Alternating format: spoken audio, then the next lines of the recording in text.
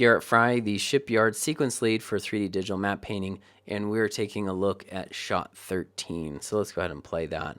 So in this shot, we have a bit of a movement with the cargo mover, and what we're going to need to do with this is that we're going to need to extend this out so that we have more of a background. So you can see here it terminates quite abruptly and it has vegetation back there, but our environment needs to go back even farther. So go ahead and extend this out to be much, much farther back.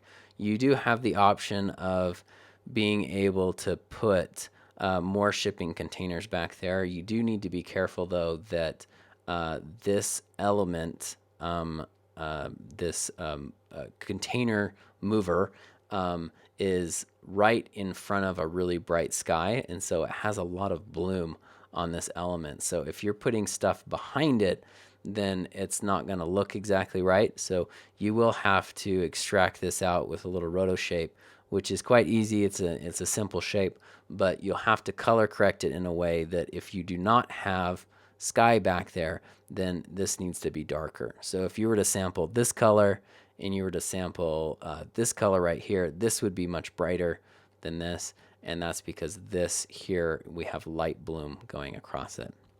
So you will also need to replace the sky. So this sky is quite a bit blown out, and they were exposing for the ground here, and they wanted a nice exposure for that. But they also want their cake and eating it too. So they're gonna want a really nice sky in there, and that's what you're gonna be providing there.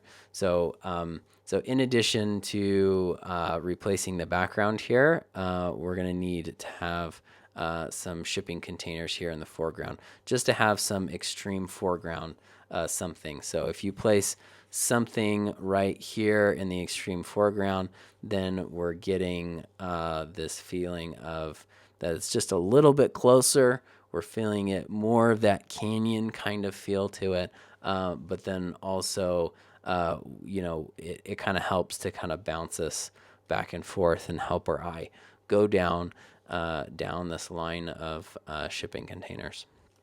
So also this line right here is just a bit boring, so you can add just a little bit of extra stuff up here just to make it more interesting right there, or maybe just cut a slit in it, or do something here to make this shape just a little more interesting. Otherwise, so that's going to be a great shot, especially with this thing moving across there and having that deeper open space. It will make this look great. Before you jump into these shots, it's a good idea to familiarize yourself with the resources you have available to you.